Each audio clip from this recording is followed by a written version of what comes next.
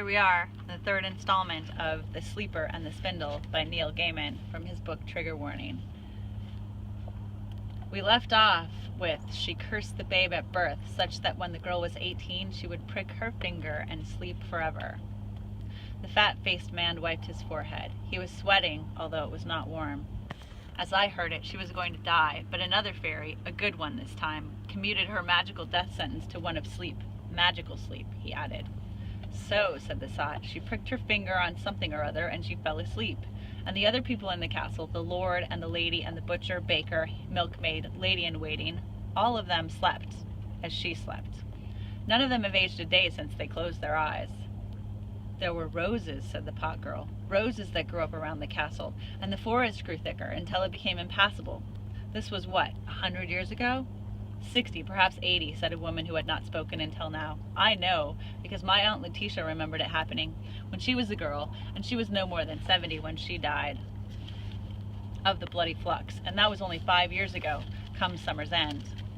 And brave men, continued the pot girl, aye, and brave women too, they say, have attempted to travel to the forest of Acair, to the castle at its heart, to wake the princess, and in waking her, to wake all the sleepers. But each and every one of those heroes ended their lives lost in the forest, murdered by bandits or impaled upon the thorns of the rose bushes that encircle the castle. Wake her how? Asked the middle-sized dwarf, hand still clutching his rock, for he thought in essentials. The usual method, said the pot girl, and she blushed. Or so the tales have it. Right, said the tallest dwarf. So, bowl of cold water poured on the face, and a cry of wakey wakey? A kiss, said the sot, but nobody has ever got that close. They've been trying for 60 years or more. They say the witch. Fairy, said the fat man. Enchantress, corrected the pot girl. Whatever she is, said the sot, she's still there. That's what they say. If you get that close, if you make it through the roses, she'll be waiting for you. She is old as the hills, evil as a snake, all malevolence and magic and death. The smallest dwarf tipped his head to one side. So there's a sleeping woman in a castle, and perhaps a witch or fairy there with her. Why is there also a plague? Over the last year, said the fat-faced man, it started in the north, beyond the capital.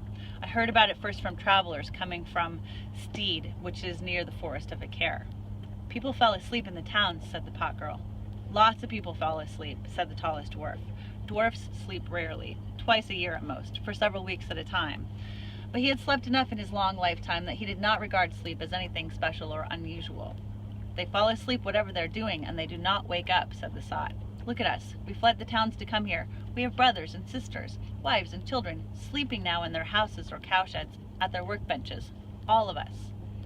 It's moving faster and faster, said the thin, red-haired woman who had not spoken previously. Now it covers a mile, perhaps 2 miles each day. It will be here tomorrow, said the sot, and he drained his flagon, gestured to the innkeeper to fill it once more.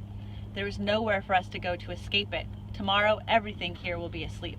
Some of us have resolved to escape into drunkenness before the sleep takes us. What is there to be afraid of in sleep? Asked the smallest dwarf. It's just sleep. We all do it. Go and look, said the sot. He threw back his head and drank as much as he could from his flagon. Then he looked back at them with eyes unfocused, as if he were surprised to still see them there. Well, go on. Go and look for yourselves. He swallowed the remaining drink, then he lay his head upon the table. They went and looked. We'll pick up there in the next installment.